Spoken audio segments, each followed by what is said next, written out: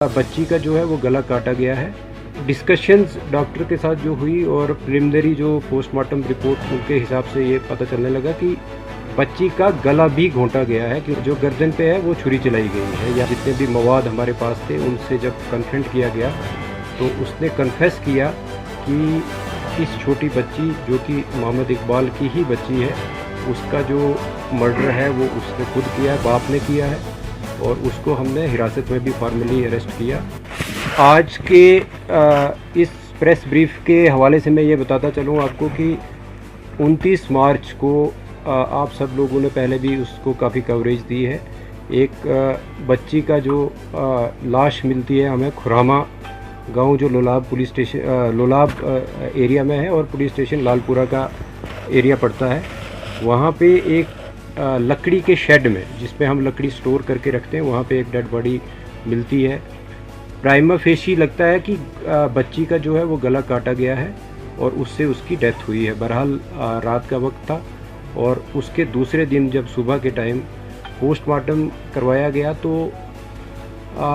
एक discussions doctor के साथ जो हुई और प्रिलिमिनरी जो पोस्टमार्टम रिपोर्ट उनके हिसाब से ये पता चलने लगा कि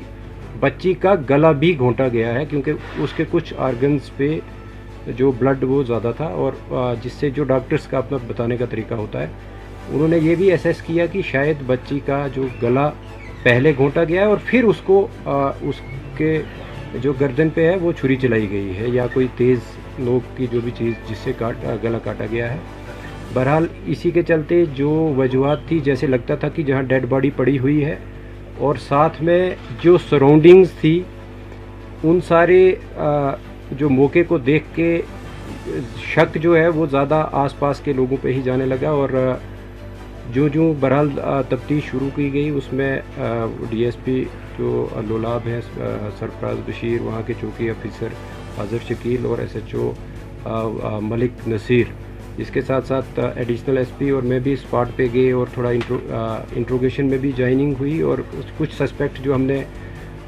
उस पर ज़ीरोइंग की तो उनमें फैमिली ही सस्पेक्ट आने लगी, क्योंकि जब फैमिली को क्रॉस चेक किया गया कि वो किस सीक्वेंस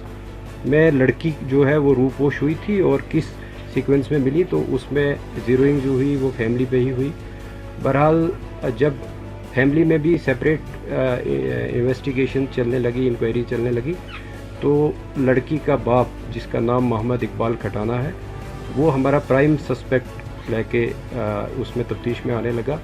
और जब उसको अच्छे तरीके से जब क्रॉस क्वेश्चनिंग और बाकी तफ्तीश के जो जितने भी मवाद हमारे पास थे उनसे जब कन्फ्रंट किया गया तो उसने कन्फेस किया कि इस छोटी बच्ची जो कि मोहम्मद इकबाल की ही बच्ची है,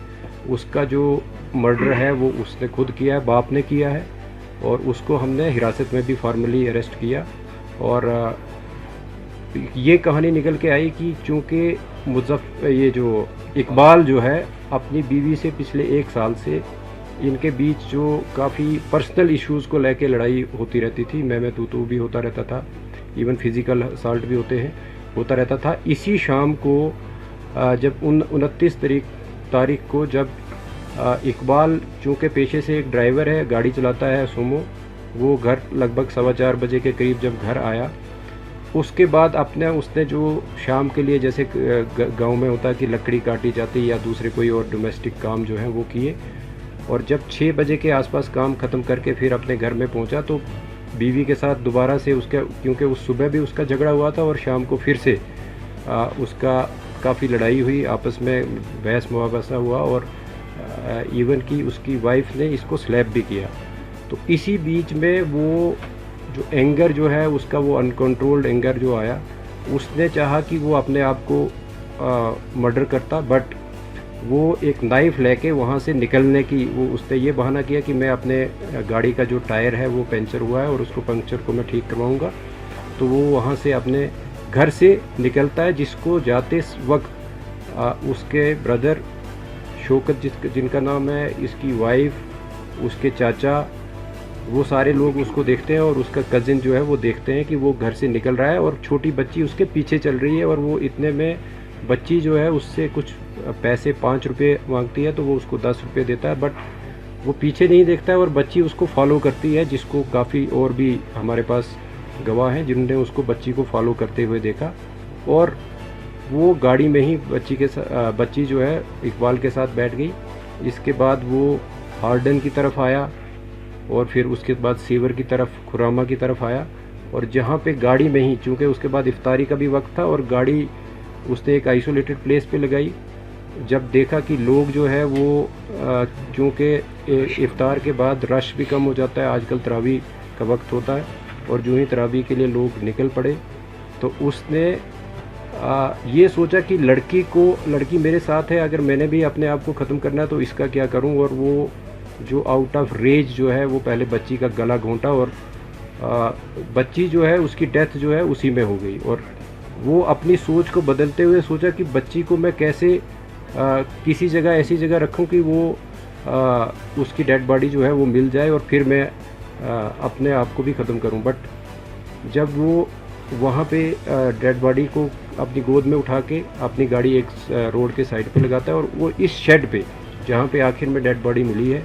वहाँ पे रखता है। वहाँ पे चूँकि इसने पहले ही अपने आप को ख़त्म करने के लिए एक चाकू जो है अपने घर से लिया था, और उससे फिर अपने इस जो जुर्म को वो दूसरा रुख देने के लिए, ताकि इसका शक जो है दूसरे लोगों पे भी जाए। और वहाँ पे शेड में जो है वो अब इस बच्ची की डेड बॉडी को रख के उसके बाद इसका गला काटता है। और जिस मिकदार में अदरवाइज़ एक ज़िंदा आदमी का ब्लड निकलना चाहिए उतना नहीं उससे निकलता, वो हमने मौके पे भी देखा है। उसके बाद ये चाकू को धो के और अपने पास रख के फिर जाके अपनी गाड़ी को लाके हिज़्ब मामूल जहाँ पे ये गाड़ी को रखता था वहाँ पे ही गाड़ी को दोबारा पार्क करके जब घर जाता है, उसके बाद ही घर वाले इसको पूछना शुरू होते हैं कि बच्ची आपके साथ गई थी और बच्ची कहाँ पे है। तो वो ये बहाना बोलता है कि बच्ची मेरे साथ नहीं थी। अलबत्ता चूँकि 3-4 लोग जो मैंने पहले भी जिक्र किया कि जिन्होंने उसके फॉलो करते हुए देखा था बच्ची को, तो वो भी उसको कन्फ्रंट करते हैं। और इस बीच वो एक और बहाना बना के वो दूसरे उसमें उलझन में अपने आप को जो ख़त्म करने की कहानी को छोड़ के दूसरे उसमें रूप में आके और बच्ची को ढूंढने के गर्ज से, या उसको एक और दूसरी रूपोश वाली जो भी मोड़ देने के गर्ज से वो थाना में पहुंचता है और वहाँ पे अपनी रिपोर्ट जो है वो दर्ज करवाता है कि मेरी बच्ची गायब है। लेकिन जिस बीच वो रिपोर्ट करने के लिए आ रहा होता है, उसी बीच जब उसके घर वाले या दूसरे मोहल्ले वाले बच्ची को ढूंढ रहे होते हैं, मस्जिद से भी अनाउंसमेंट की जाती है और उसकी वाइफ को ये बच्ची इस शेड में स्पॉट होती है डेड हालात में। तो वहाँ से फिर बच्ची को बरामद करके वो फिर से, जो मैंने पहले शुरुआत में की कि बच्ची को किस तरीके से फिर उसका पोस्टमार्टम किया गया और बाकी जो सारी कार्रवाई मुकम्मल की गई। अभी तक की तफ्तीश में सिर्फ मोहम्मद इकबाल ही एक वाहिद सस्पेक्ट जो वाहिद मुलजिम जो है वो सामने उभर के आया, ट्रांसपायर हुआ है इन्वेस्टिगेशन में, और उसी को गिरफ़्तार भी किया गया है। जिस चाकू से उसने बच्ची का गला काटा था वो भी उसने फिर किचन में एक और मखसूस जगह पे छुपा के रखा था, वो भी बरामद किया गया है।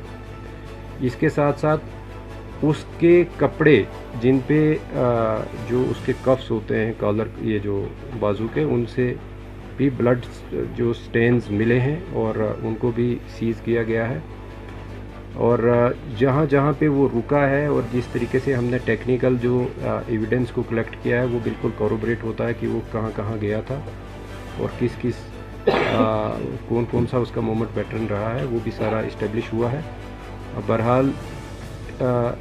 जो तफ्तीश अभी तक हुई थी, और मुझे लगता है कि यहाँ तक ही हमारी तफ्तीश जो है, अब इसको सिर्फ जो बाकी लीगल प्रोसीजर्स हैं वो हमने पूरे करने हैं और जो इकबाल है उसको गिरफ्तार किया गया है। सर, इस साजिश में और कोई अरेस्ट हो सकता है? क्योंकि जिस तरह से डोमेस्टिक मियाँ बीवी की लड़ाई जो है वो मुझे लगता है थोड़ी बहुत नोक झोंक, बड़े लेवल की नोक झोंक हर जगह होती है। बहरहाल ये जुर्म जो है, क्योंकि मर्डर है, तो मर्डर में या तो इंटेंशन आपकी देखी जाती है या नॉलेज देखा जाता है कि आप जो काम कर रहे हो क्या इससे किसी की डेथ हो सकती है या आपकी पहले से किसी को मारने की गर्ज हो। तो चूँकि इकबाल ने जब गला घोंटा है अपनी बेटी का, तो उसको तो ये ज़ाहिरी तौर पे मालूम था कि मैं गला घोंटूंगा इसकी डेथ होगी। तो अभी तक की तफ्तीश में सिर्फ एक ही जो एक्यूज़ड है वो इमर्ज हुआ है, जिसका नाम इकबाल है और जो कि उस बच्ची का जिसकी डेथ हुई थी उसका फादर है। मैं ज़्यादा नहीं बता सकता कि ड्रग एडिक्ट था या नहीं था, बट चर्स वगैरह पीता हो तो उसका हम नहीं कह सकते हैं, बट जो सिंथेटिक ड्रग्स वगैरह के हवाले से टेस्ट भी करवाया गया है, उसमें कुछ नहीं ऐसा आया है। क्या सर पुलिस के पास